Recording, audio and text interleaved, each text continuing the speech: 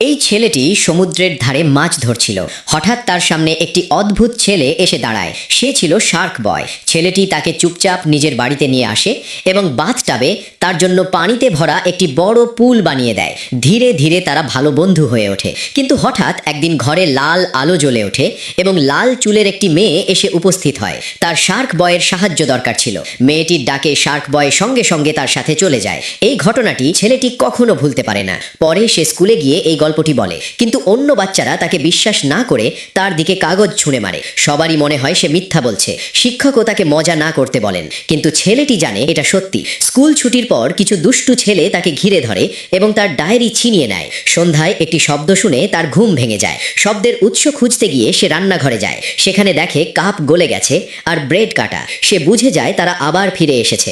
পরের দিন সে স্কুলে গিয়ে দুষ্টু ছেলেটির কাছে তার ডায়েরি ফেরত চায়। শিক্ষকের সাহায্যে সে ডায়েরি ফিরে পায়, কিন্তু ভেতরের পেজগুলো নষ্ট হয়ে গেছে।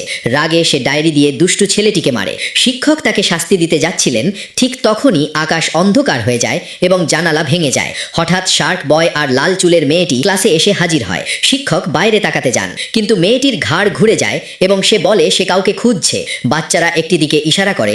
মেয়েটি এগিয়ে গিয়ে ডেস্ক তুলতেই দেখা যায় সেই ছেলেটি নিচে লুকিয়ে আছে। তারা তাকে তাদের গ্রহে নিয়ে যেতে আসে। এরপর তিনজন একটি ফ্যান্টাসি জগতে পৌঁছে, যেটি আসলে ছেলেটির নোটবুকের ভেতরের পৃথিবী। কিন্তু হঠাৎ তাদের ধরে লোহার খাঁচায় বন্দি করা হয়। জানা যায় এর পেছনে সেই স্কুলের দুষ্টু ছেলেটিই আছে। সে নোটবুক নষ্ট করে ফেলেছে, যার ফলে ফ্যান্টাসি জগৎ ভেঙে পড়তে শুরু করে। কিন্তু যখন দুষ্টু ছেলেটি ঘুমিয়ে পড়ে, তখন শার্ক বয় রাগে খাঁচা কামড়ে ভেঙে ফেলে। এরপর সে লাল চুলের মেয়েকে নিয়ে দ্রুত প্রতিশোধ নিতে যায়। শেষে মেয়েটি আগুন ছোড়ে আর শার্ক বয় হাঙর মাছ ডেকে আনে। দুষ্টু ছেলেটির মাথা অনেক বড় হয়ে যায় এবং শেষ পর্যন্ত সে হার মেনে নেয়।